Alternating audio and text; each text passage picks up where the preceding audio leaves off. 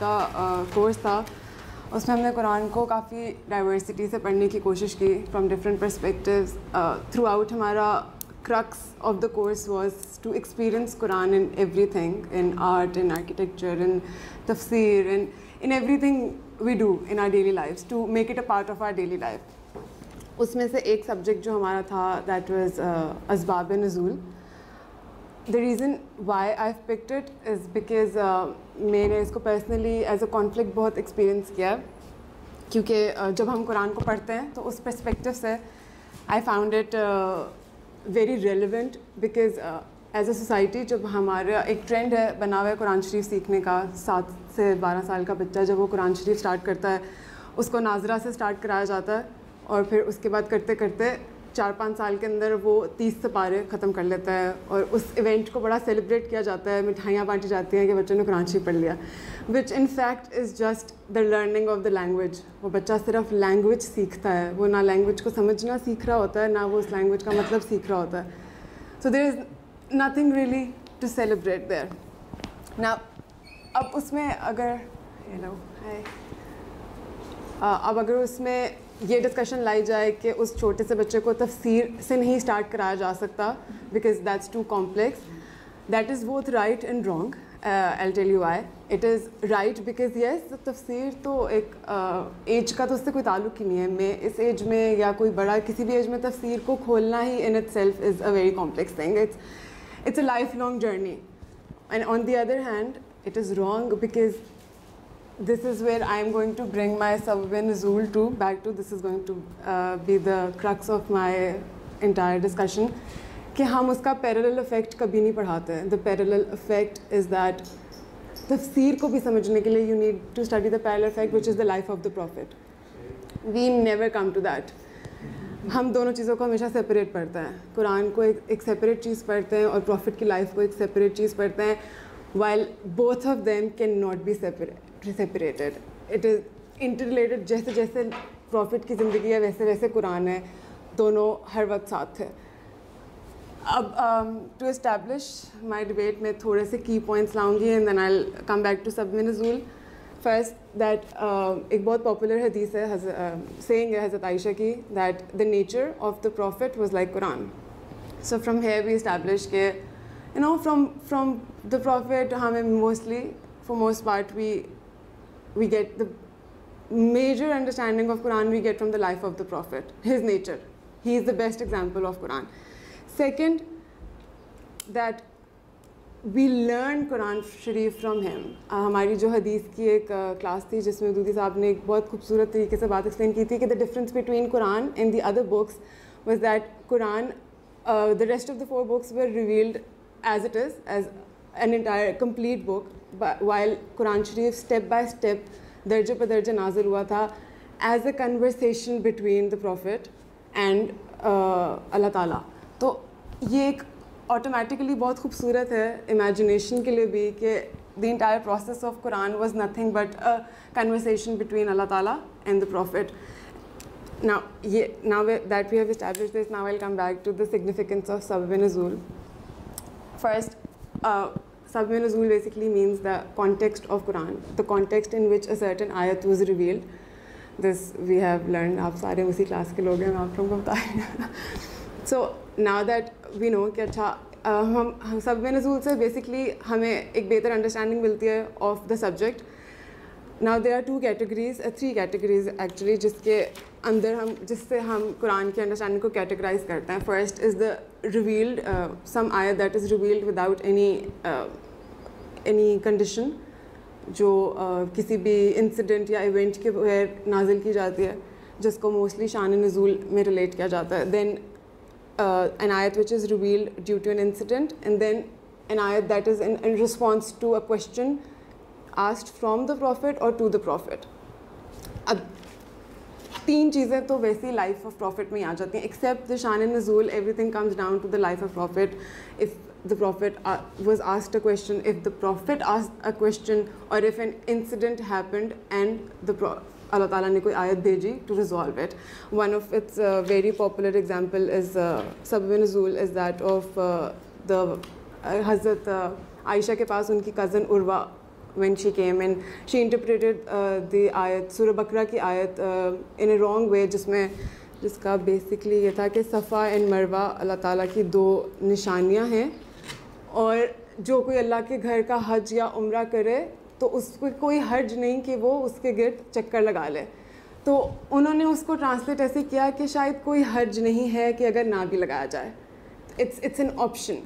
To which हज़रत Ayesha later explained कि no, उस टाइम पे there was a group, जिस टाइम ये आयत रिवील हुई, there was a group that came to the prophet कि वो लोग सफ़ा मरवा के इर्द गिर्द तवाफ़ नहीं करते थे बिकॉज़ वहाँ पर बुत पड़े हुए थे. उससे पहले जो अंसार थे उस ज़माने में वहाँ पर बुत पड़े हुए थे, तो वो इस डर में कि शायद हम बुत परस्ती कर रहे हैं, वो वहाँ का चक्कर नहीं लगाते थे. तो दिस आयत actually came in context to that which she didn't know, although वो हजूर के, मतलब this is basically my point कि यहाँ पर we get a better understanding of सबी नज़ूल. अनदर एग्जाम्पल इज़ दैट कि इस आयत पे जिस तरह अगर मैं किसी ने सबी नज़ूल के बगैर कुरान को पढ़ रहा है, सम western guy may be not a non Muslim, जिसमें where east and waste both belongs to God, where ever you face is the face of God.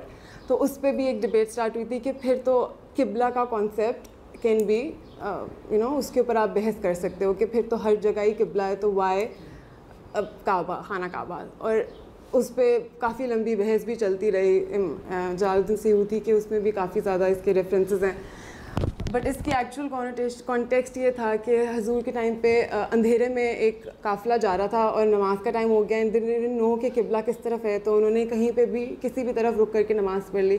But फिर जब वो दोबारा हजूर के पास आए और उन्होंने पूछा तो हजूर खामोश रहे इस बारे में. तब ये आयत नाजिल हुई कि जिसने हर तरफ ही अल्लाह का घर है. So but it didn't negate, और उसके एक और भी उन्होंने वो रेफरेंस इसी का समझने के लिए ये भी दिया था कि उस टाइम जब बैतुल मुक़द्दस से आपका किबला चेंज किया गया था, तो तब भी जूज़ ने भी ये डिबेट रेस की थी कि क्यों now if God is, if अगर एक सीक्रेट चीज़ की तरफ ही देख कर करना है, how do you explain this change.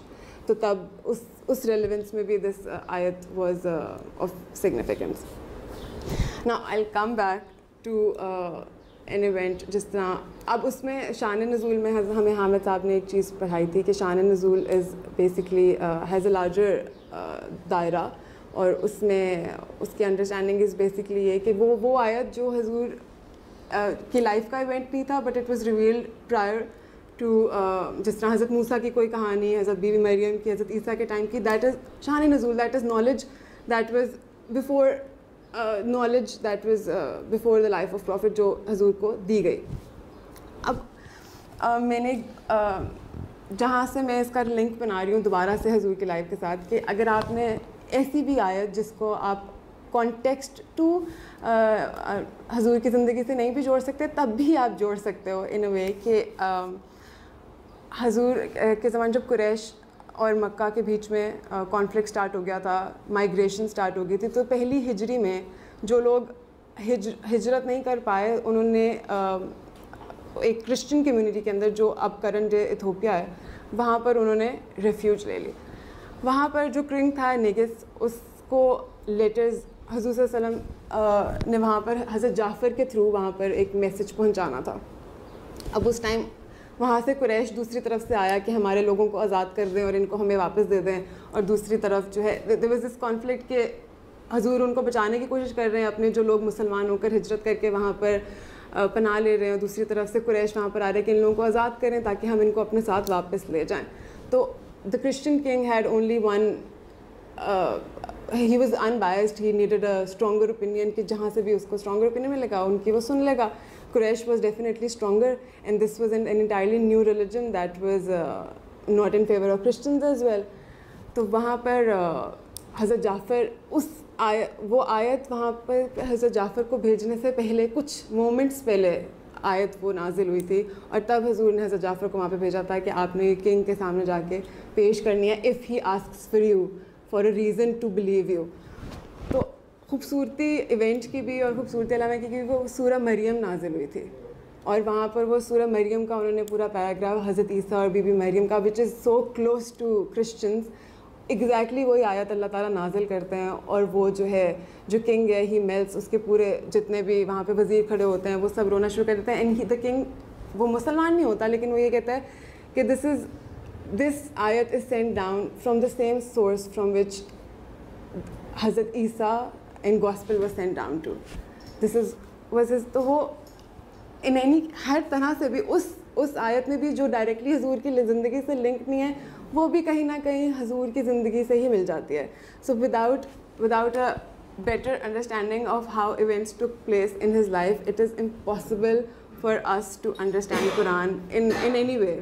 پہلی آیت, پرانی آیت, کسی بھی آیت کو پڑھتے ہوئے. another example that جس سے میں سب سے زیادہ انسپائر ہوئی تھی اور جس سے زیادہ مجھے سب سے زیادہ سمجھ آئی تھی کہ without reading the life of the prophet you can never understand any سورت آف قرآن, واز سورہ فتح, جو صلح حدیبیہ کے ٹائم سب صحابہ نے حضور سے اختلاف کیا تھا جب صلح حدیبیہ ہو رہی تھی, کیونکہ وہ ہر کوئی مسلمان بہت زیادہ پریپیئرڈ تھے جنگ کے لیے دین دا قریش. وہاں پر سب اس نیت سے گئے تھے کہ ہم حج کریں گے, ہم ایک پوری نیت باندھ کے گئے تھے. وہاں پر صلح ہو گئی اور ان کو واپس جانے کا حکم ہو گیا کہ ہم اگلے سال آئیں گے ود اے گریٹر مشن. حضرت عمر سے لے کر اور بہت سے نون صحابہ نے اس کو اپوز کیا اس بات کو. حضرت عمر ناراض بھی ہو گئے حضور سے. اور وہاں پر ایک ایونٹ اس طرح کا پیش آیا کہ حضور نے صلح حدیبیہ سائن کرنے کے بعد انہوں نے سب کو ہی called out to everyone کہ سب آ کے سیکریفائس کریں, سب جانوروں کا ذبح کرنا اسٹارٹ کریں.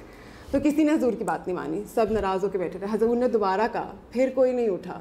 حضور نے 3 دفعہ کہا, لیکن تیسری دفعہ پہ بھی کوئی ناراضگی میں نہیں اٹھا, اس اپوزیشن میں کہ ہم یہ سوچ کر آئے تھے کہ ہم خانہ کعبہ جا کر اپنا سیکریفائسز کریں گے.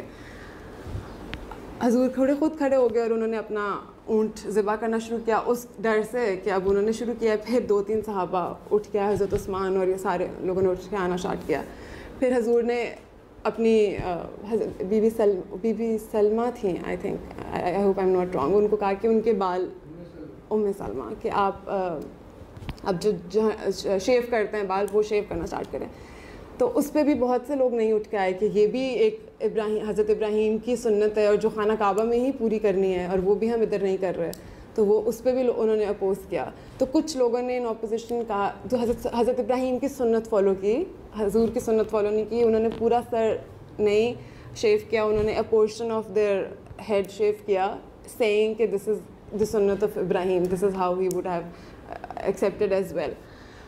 تو وہاں پر حضور نے پھر اس پورے ایونٹ کے بعد ایک دعا کی کہ اللہ تعالیٰ may God bless the shavers of their head. تو پیچھے سے 2-3 صحابہ نے کہا the cutters of their hair as well, کہ جنہوں نے اپنے تھوڑے سے بال کھا لے ان پہ بھی. حضور نے پھر وہی کہا may Allah bless the shavers of their heads. تو پھر انہوں نے اپوزیشن میں کہا کہ the cutters of their head as well, کہ ان کے لیے بھی دعا کریں. تو پھر تیسری دفعہ حضور نے ان کے لیے دعا کی, اور پھر انہوں نے پوچھا کہ آپ نے دوسری دفعہ کیوں کی, تیسری دفعہ بھی کیوں؟ تو انہوں نے کہا کہ انہوں نے شک نہیں کیا تھا. اب یہ پورا سینیریو چل رہا ہے جس میں کچھ صحابہ ناراض ہیں, کچھ صحابہ حضور کے ورڈ پر چل رہے ہیں کہ بس انہوں نے کہہ دیا ہے تو ہم چل رہے ہیں, what ever is right what ever is wrong. And وہاں پر سورہ فتح نازل ہوتی ہے, اور اس ٹائم سینیریو یہ کہ حضرت عمر کو اپنی غلطی کا احساس ہونا اسٹارٹ ہوتا ہے, اور وہ حضور کے پاس یہ کہنے کے لیے آ رہے ہوتے ہیں کہ شاید اگر ابھی کوئی آیت اس سے پہلے میرے معافی مانگنے سے پہلے نازل ہو گئی اور میرے اگینسٹ آ گئی تو میں تو ہلاک ہوں. اور اسی وقت ایک آیت نازل ہوتی ہے جس کے بارے میں حضور صلی اللہ علیہ وسلم کی ایک حدیث ہے کہ دس سورت is dearer to me than anything under the sun. سورہ فتح جب نازل ہوئی تھی, اب جب میں اس کے بعد سورہ فتح کو پڑھتی ہوں اور اس میں مطلب I come to these line that certainly one of its ayat is that certainly Allah has showed his messenger the vision in truth. You will surely enter Masjid al-Haram if Allah wills in safety with your head shaved and your hair shortened. دونوں کو اللہ تعالیٰ نے کوٹ کیا, not fearing anyone. اور similarly اس پوری آیت میں صلح حدیبیہ کا, پوری صورت میں صلح حدیبیہ کا ایونٹ ہے in which he talks about those who disbelieved, those who doubted, everybody. Now when I've read this event and then I read this surah, I get such a beautiful combination of experiences. ایک imagination کے لیے there's better understanding. So I'll shorten the entire debate down to the fact that Now from a sabab, we understand that Quran first is a form of knowledge that was revealed to the Prophet. Now as human beings, हमारा एक problem है that we want to know the reason and then we also want to know the effect. Now the life of the Prophet is both things. He gives you the reason and then he also shows you the effect. आपने कुरान पढ़ लिया, आपने उसको समझ भी लिया, अब आपको उनकी लाइफ में ये भी देखने को मिलता है कि उसका अफेक्ट क्या हुआ. He sets an example of the effect as well, of the possible consequences as well. So for me, I think that from where we should start is that हमें इस चीज़ को इग्नोर करना चाहिए कि आपको कुरान शरीफ पढ़ने में बच्चे को 5 साल लगते हैं या 10 साल लगते हैं, उसको 20 साल, let it be a part of his life. Let him learn Quran howsoever, how many years it may take. Simultaneously, let us study Quran and the life of the Prophet together, because if the Prophet is Quran, then so Quran is Prophet as well. They cannot be separated. One cannot be separated from the other. This was just the conclusion I wanted to cover. Thank you so much.